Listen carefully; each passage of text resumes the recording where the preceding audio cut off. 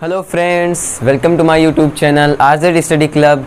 एक बार दोबारा स्वागत है आपका हमारे इस प्यारे से चैनल में, जिसमें हम पढ़ रहे हैं ज़बरदस्त तरीके से केमिकल रिएक्शन एंड इक्वेशन। जो हमारा चैप्टर चल रहा है उसी में आज हम कंटिन्यू करने वाले हैं। इससे पहले लेक्चर में हमने क्वेश्चन कराया था और इस लेक्चर में हम कराने वाले हैं जो हमारा चल रहा था उससे पहले विस्थापन अभिक्रिया, अभिक्रियाओं के प्रकार में जो हमारी अगली अभिक्रिया है वो है विस्थापन अभिक्रिया।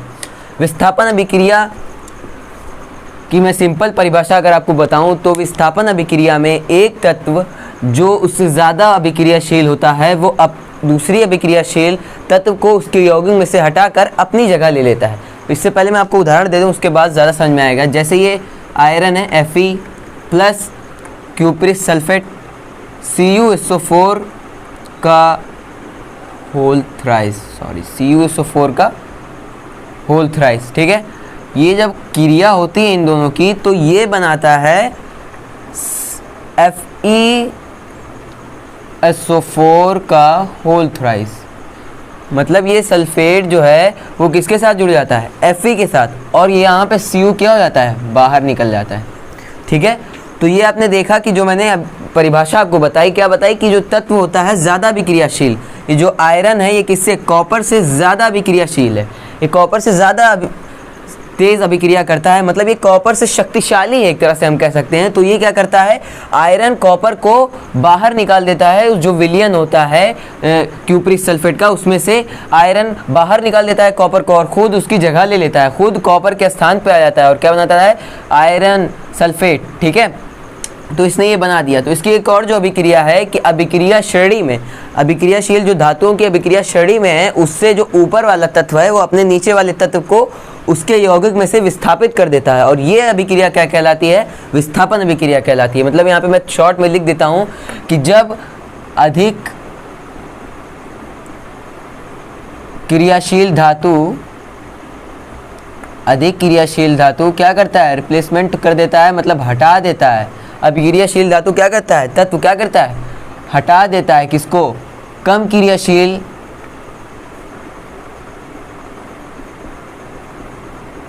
क्रियाशील तत्व को, कम क्रियाशील धातु को क्या करता है? वो हटा देता है, ठीक है। तो ये अभिक्रिया क्या कहलाती है? विस्थापन अभिक्रिया। तो मैं एक बार फिर से रिपीट कर देता हूँ कि विस्थापन अभिक्रिया क्या? जब अधिक क्रियाशील धातु कम क्रियाशील धातु को हटा देता है, किसमें से? उसके यौगिक में से, तो क्या कहलाता है? तो वो अभिक्रिया, ये पूरी अभिक्रिया हुई है, क्या कहलाएगी? ये कहलाएगी विस्थापन अभिक्रिया, ठीक है। तो आप देख रहे हैं, तो चार्ट यहाँ पे मैंने दे दिया है किसका? क्रियाशील धातु का चार्ट है ये। आप इसमें देख सकते हैं कि जो चीज़ ऊपर है, जैसे सोडियम, पोटेशियम ऊपर है, सोडियम सब ऊपर है, इसमें देखिए आयरन ऊपर है कॉपर से, ठीक है। यहाँ आयरन है कॉपर, तो जो आयरन कॉपर को इसलिए विस्थापित कर दिया क्योंकि आयरन कॉपर से ऊपर है, ठीक है। तो इसी के आधार पे ये आप बता पाएंगे कि ये विस्थापन अभिक्रिया है, ठीक है। तो चलते हैं अब अपनी अगली अभिक्रिया। जो अगली अभिक्रिया है वो है द्विविस्थापन अभिक्रिया। मतलब कि इसे भी मैं अगर सिंपल भाषा में आपको पहले बता दूं कि द्विविस्थापन अभिक्रिया कैसे होती है। इसमें जैसे हमने पहले देखा था कि यहाँ पे आयरन था, उसने क्या किया था? कॉपर को हटा दिया था उसके विलय में से और खुद उसकी जगह लेके कॉपर को बाहर कर दिया था, ठीक है।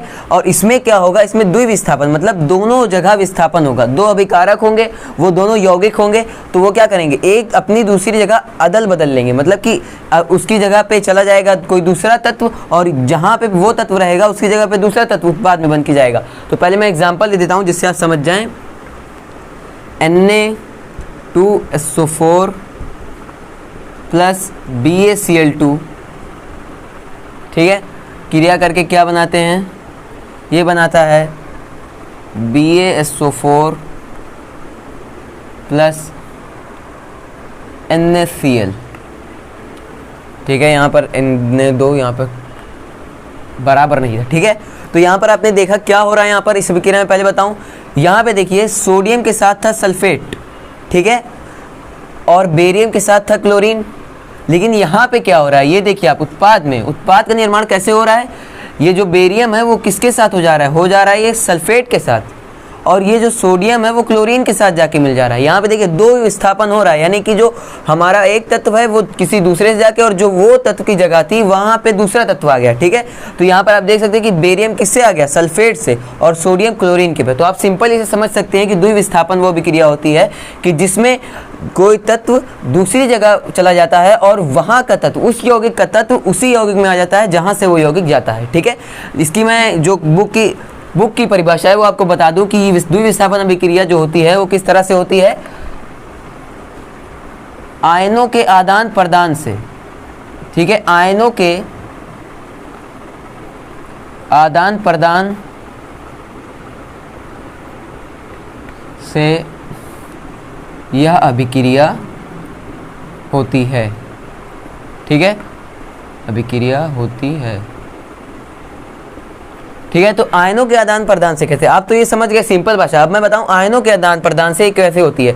जैसे यहाँ पे देखिए जो सल्फेट है SO4, उसकी जो संयोजकता होती है वो होती है -2, ठीक है, और यानी कि जो इस पे आयन रहता है वो कितना होता है, -2 का आयन होता है, ठीक है।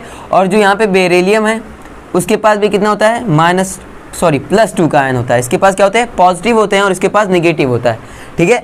इसके पास भी 2 है, इसके पास भी 2 है, तो ये जब संयोग करते हैं तो ये माइनस प्लस क्या हो जाता है, 0, यानी इनके पास जो पूरा आयन है, जो कुल आयनों की संख्या है वो क्या हो जाती है, 0 हो जाती है, ठीक है। तो ये क्या हो जाते हैं, ये क्या बना देते हैं, BaSO4, ठीक है। तो आप समझ गए उत्पाद का निर्माण कैसे हुआ। यहाँ पे इसके पास -2 आयन था, यहाँ पर +2 आयन था, ये दोनों जब दो संयोग करते हैं तो BaSO4 का निर्माण होता है। मतलब कि अगर यहाँ पर हमने कोई ले लिया पॉजिटिव और यहाँ पर निगेटिव, तो ये पॉजिटिव निगेटिव एक दूसरे से संयोग कर लेंगे, आयनों का आदान प्रदान कर लेंगे, और जो हमारा बाकी यौगिक रहेगा वो जाके वहाँ पे मिल जाएगा और हमारा उत्पाद बन जाएगा। तो आप यहाँ पे समझ गए होंगे कि मैंने बताया आयनों के आदान प्रदान, यहाँ पे जो आपको मेन हेडेक रखना है वो क्या है, आयनों के आदान प्रदान से द्विविस्थापन अभिक्रिया संपूर्ण होती है, मैंने आपको बता भी दिया। तो अब चलते हैं, संक्षारण है हमारी जो अगली टॉपिक है, संक्षारण, ठीक है। संक्षारण क्या होता है, जब धातु का जो अभिकारकों द्वारा यौगिकों में बदल कर नष्ट होने की प्रक्रिया को संक्षारण कहते हैं। ये सिंपल भाषा में कह रहे हैं कि धातु का अभिकारकों द्वारा यौगिकों में बदल कर नष्ट होने की प्रक्रिया को संक्षारण कहते हैं।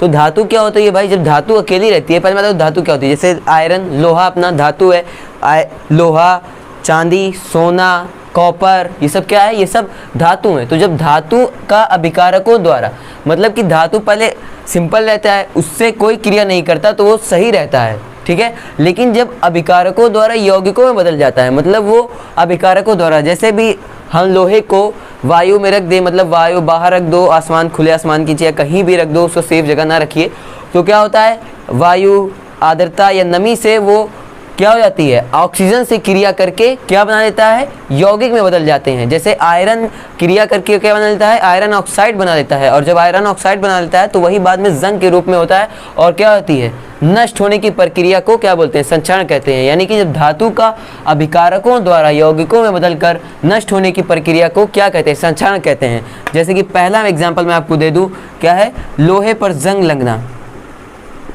लोहे पर जंग लगना है किसका उदाहरण है, ये है संक्षारण का उदाहरण, ठीक है। जब लोहे पे जंग लगता है किसकी वजह से, ऑक्सीजन बाहर, नमी, वायु आर्द्रता की वजह से वो क्या होता है, आयरन ऑक्साइड बना लेता है, और जिसे ये क्या बोलते हैं, जंग बोलते हैं, ठीक है। और जो दूसरा एग्जाम्पल है वो क्या है, कॉपर के ऊपर भी काली परत आ जाती है, कॉपर के ऊपर हरी परत, ठीक है। कॉपर के ऊपर भी जो हरी परत आ जाती है उसे क्या बोलते हैं, वो भी एक संक्षारण का एग्जाम्पल है। और जो तीसरा एग्जाम्पल है वो है चांदी। चांदी के ऊपर क्या आ जाता है, काली परत, ठीक है। जो काली परत होती है और कॉपर के ऊपर हरी परत और लोहे के ऊपर जंग लगना, ये सब किसके उदाहरण है, संक्षारण के उदाहरण। यानी जब ये धातुएं अकेली रहती हैं सही रहती हैं, लेकिन ये धातुएं ऑक्सीजन से क्रिया करके या नमी के संपर्क में आने से संक्षरित हो जाती हैं। जैसे यहाँ पर लोहा क्या बना लेता है, आयरन ऑक्साइड बना लेता है, ऐसे भी ऑक्सीजन से क्रिया करके अलग अलग अभिकारक बना लेते हैं, यौगिक बना लेते हैं। अभिकारकों द्वारा अभिक्रिया करके क्या बना लेते हैं, यौगिक बना लेते हैं, और ये इस तरह से नष्ट होना शुरू हो जाते हैं। और इस प्रक्रिया को क्या बोलते हैं, इस प्रक्रिया को बोलते हैं संक्षारण, ठीक है। तो अब चलते हैं अपने आखिरी टॉपिक की तरफ। तो फ्रेंड्स, जो हमारी आज की लास्ट टॉपिक है वो है विकृत गंधिता। ये भी एक संक्षारण ही की तरह है। जैसे संक्षारण क्या होता था कि धातुओं के ऊपर धातुओं से ऑक्सीजन क्या करती थी, क्रिया करती थी और संक्षरित हो जाती थी, धातुएं नष्ट हो जाती थी। उसी तरह ऐसी प्रक्रिया जिसमें वसा या तेल युक्त खाद्य सामग्रियां जो होती हैं उससे जब ऑक्सीजन क्रिया करता है और ऑक्सीकरण अभिक्रिया होती है तो क्या होता है, वो जो सामान होता है वो ख़राब होना चालू हो जाता है, नष्ट होना चालू हो जाता है और उसकी गंध और रंग बदल जाते हैं और इस प्रक्रिया को क्या बोलते हैं, विकृत गंधिता बोलते हैं। तो जब मैं एक बार पढ़ दूँ इसे कि ऐसी प्रक्रिया जिसमें वसा या तेल युक्त खाद्य सामग्री खराब होने लगती है और ऑक्सीजन का खाद्य पदार्थों से अभिक्रिया करके ऑक्सीकरण अभिक्रिया होती है और ऑक्सीकरण अभिक्रिया ये देते हैं, तो इससे क्या होता है, तो जो ये पूरी प्रक्रिया है इस प्रक्रिया को क्या बोलते हैं, विकृत गंधिता बोलते हैं। तो मैं बता दूं जैसे वसा या तेल युक्त जैसे चिप्स की पैकेट्स होते हैं वो अगर उसे हम खुला छोड़ देंगे हाँ तो क्या हो जाएगा, वो ऑक्सीजन से क्रिया जब वो हो जाएगी उसकी तो ऑक्सीकरण अभिक्रिया होगी और उसमें क्या होगा कि हमारा जो खाद्य पदार्थ होगा वो ख़राब हो जाएगी, उसकी जो गंध है वो बदल जाएगी, उसका जो टेस्ट है वो बदल जाएगा। तो इस प्रक्रिया को क्या बोलेंगे, विकृत गंधिता बोलते हैं। तो इससे जो बचने का तरीका होता है मैं भी आपको बता दूं कि विकृत गंधिता के लिए क्या करते हैं कि पैकेट्स में नाइट्रोजन गैस भर देते हैं जिससे कि वो अभिक्रिया नहीं कर पाते हैं, किससे, ऑक्सीजन से खाद्य सामग्री अभिक्रिया नहीं होती है, तो ये विकृत गंधिता की प्रक्रिया नहीं होती है। ठीक है, तो आज का हमारा टॉपिक समाप्त होता है और यहीं पर हम लेक्चर को भी ख़त्म करते हैं। कल हमारा आखिरी लेक्चर होगा जिसमें हम पढ़ेंगे उपचयन, अपचयन और 2-3 अभिक्रियाएं जो अभी भी आपकी बुक्स में है। तो चलिए मिलते हैं अगले लेक्चर में। Good bye.